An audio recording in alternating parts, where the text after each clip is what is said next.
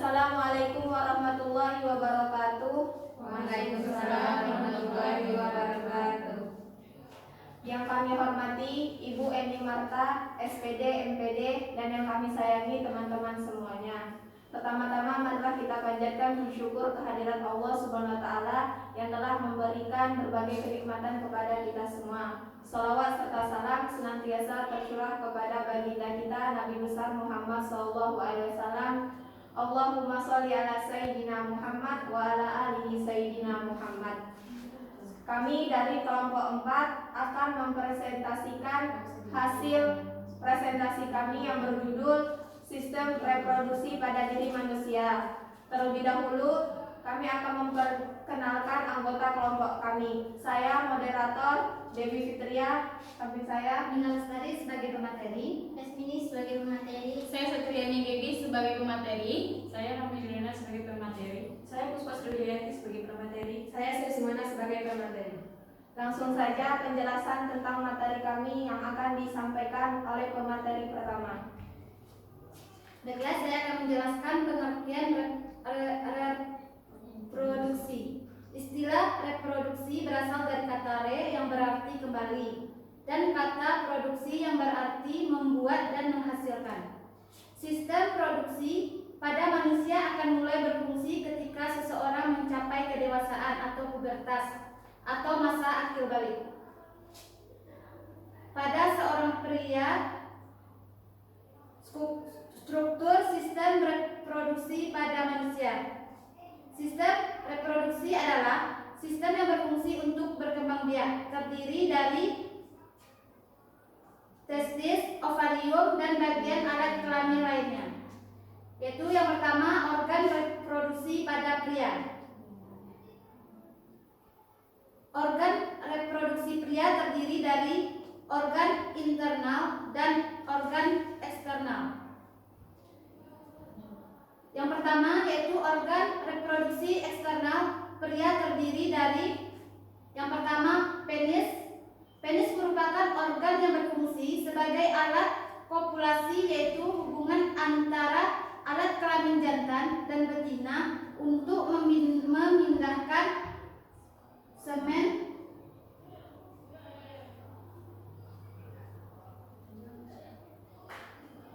ke dalam organ reproduksi betina. Yang kedua, skrotum, yaitu kantong longgar yang tersusun dari kulit, fisia, dan otot polos yang membungkus dan menopang penis, yang berfungsi sebagai tempat untuk memproduksi sperma.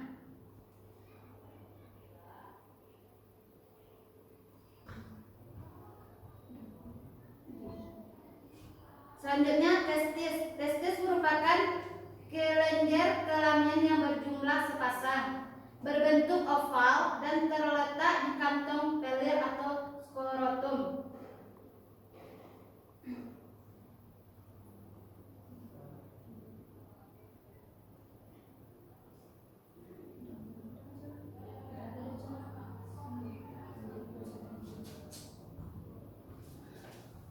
Dua, organ reproduksi wanita. Organ reproduksi wanita dibagi menjadi dua, yaitu organ reproduksi interna dan organ reproduksi interna. Pertama, organ reproduksi eksterna. Yang pertama, vulva. Vulva merupakan salah satu celah yang terdapat di bagian luar dan terbagi menjadi dua bagian, yaitu labium mayor merupakan sepasang bibir besar yang terletak di bagian luas dan membatasi vulva. Yang kedua, labium minor merupakan sepasang bibir kecil yang terletak di bagian dalam dan membatasi vulva. B. Klitoris. Klitoris merupakan sebuah struktur kecil yang sangat sensitif dan merupakan jaringan erektil yang terletak di dalam lipatan prepisium dan frenulum. 3. Vestibulum. Vestibulum merupakan rongga di bawah selaput lendir vulva di antara dua labia minora.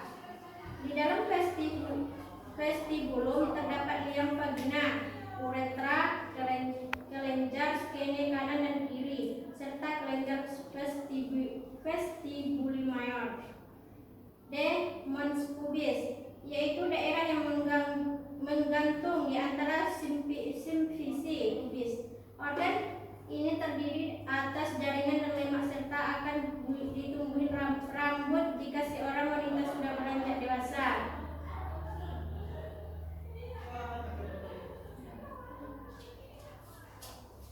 Baiklah, saya akan melanjutkan presentasi dari teman saya. Saya akan menjelaskan mengenai organ reproduksi intra. Organ reproduksi intra wanita diantaranya ada beberapa. Yang pertama itu vagina. Vagina merupakan saluran penghubung vulva dengan rahim yang terletak di atas saluran kemih dan lubang anus. Pada bagian ujung atasnya terdapat mulut rahim. Vagina merupakan tabung berotot yang dilapisi oleh mempre atau epitheli serta dialiri pembuluh darah dan serabut saraf. Yang kedua itu uterus. Uterus itu yaitu yang dinamakan kantong peranakan atau rahim, merupakan rongga pertemuan ovarinduk kanan dan kiri yang berbentuk seperti buah pir dan bagian bawahnya mengecil yang disebut dengan leher rahim. Yang ketiga yaitu ovarium. Ovarium itu ovarium itu bisa disebut dengan lindung telur. Berjumlah sepasang, berbentuk oval dengan panjang 3 sampai 4 cm. Ovarium berada di dalam rongga badan. Di daerah pinggang, umumnya setiap ovarium menghasilkan ovarium setiap 28 sehari. Ovarium yang dihasilkan ovarium akan bergerak ke sel reproduksi. Fungsi ovarium yaitu menghasilkan ovum atau sel telur. Yang selanjutnya itu oviduk. Oviduk atau disebut dengan tuba folapi atau saluran telur berjumlah sepasang di kanan dan kiri ovarium. Selanjutnya itu tuba falopi. Tuba falopi merupakan saluran ovum yang berjalan lateral ke kiri dan ke kanan. Panjangnya kira-kira 12 cm dengan diameter 3 sampai 8 mm. Selanjutnya yaitu cervix. Cervix itu merupakan bagian besar dari uterus yang berbentuk menyempit sehingga disebut juga dengan sebagai leher rahim. Menghubungkan uterus dengan saluran vagina dan sebagai jalan keluarnya janin dari uterus menuju saluran venus. Selanjutnya akan dijelaskan oleh teman saya. Proses gametogenesi dan hormon yang mempengaruhinya adalah proses terbentuknya gamet atau sel kelamin, yaitu satu spermatogenesis, dan hormon yang mempengaruhinya yaitu berbentuk seperti kecebong dan 3 bagian, yaitu bagian ekor, bagian kepala, leher, dan bagian tengah. 2 macam sel yaitu sel induk dan sel punca besar yang akan berproliferasi secara meiosis membentuk spermatogonia, dan sel kecil yang belum berspesialisasi pada saat tersebut spermatogenesis. Sebagian sel akan tetap berupa puncak, sedangkan yang lain berdiferensiasi selama pembelahan meiosis. Proses pematangan spermatid menjadi spermatozoa disebut spermatogenesis yang terjadi di dalam epidermis dan terjadi menjadi 4 fase, yaitu fase Golgi, fase tutup, fase akrosom, dan fase pematangan. Hormon yang berpengaruh pada spermatogenesis adalah distimulasi oleh sejumlah hormon, yaitu estetoren yang bernama LH yaitu luteinizing hormon, FSH follicestimulating hormon, atau yang ketiga estrogen dan hormon pertumbuhan. Testosteron yaitu deskripsi oleh sel-sel Leydig yang terdapat di antara tubulus seminiferus. Hormon ini penting bagi tahap pembelahan sel-sel germina untuk membentuk sperma. LH atau luteinizing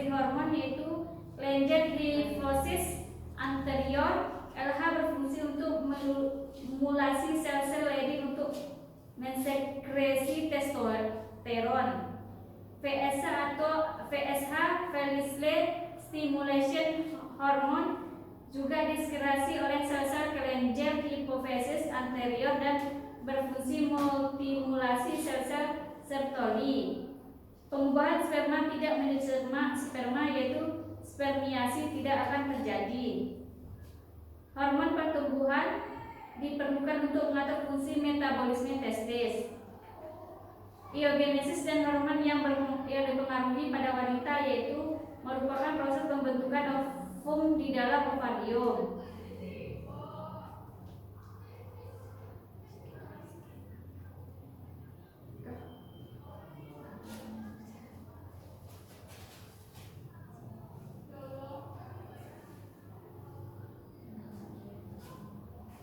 Baiklah, saya akan melanjutkan dari persentase rahmi, yaitu proses menstruasi, ovalasi, fertilasi, dan kehamilan.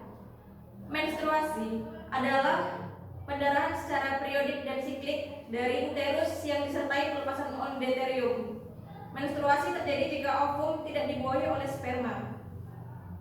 Siklus menstruasi terjadi 28 hari. Perlepasan ovum yang berupa oosit sekunder dari ovarium disebut ovulasi.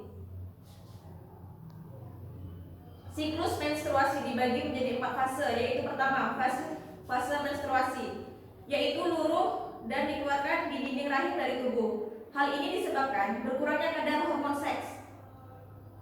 Hal ini secara bertahap terjadi pada hari pertama dan hari ke-7. Yang selanjutnya adalah fase pra-ovulasi, yaitu masa pembentukan dan pematangan ovum. Fase ovulasi, yaitu masa subur atau ovulasi, adalah suatu masa dalam siklus menstruasi wanita di dalam sel telur yang matang dan siap untuk dibuahin. Yang terakhir adalah fase pasca ovulasi, yaitu masa keluruhan ovum bila tidak dibuahi. Pada tahap ini terjadi kenaikan produksi progesteron sehingga endometrium menjadi lebih tebal dan siap menerima embrio untuk berkembang.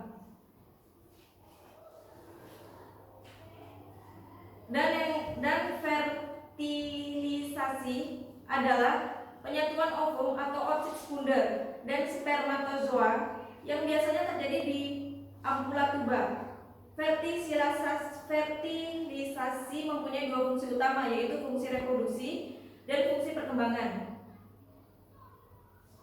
Fertilasi terjadi melalui 4 tahap, yaitu penetrasi corona radiata, penetrasi zona pellucida, dan yang terakhir adalah zona pellucida. Spermatozoa akan masuk ke ruang perivitelin. Dan yang terakhir adalah proses kehamilan. Kehamilan terjadi akibat adanya pembuahan sel telur di dalam hidung telur melalui rahim wanita dan dibuahi oleh sperma. Baiklah, saya akan melanjutkan materi dari Kak Puspa. Kelainan-kelainan pada sistem reproduksi. Sistem reproduksi dalam tubuh dapat dibagi menjadi 8. Pertama, genore.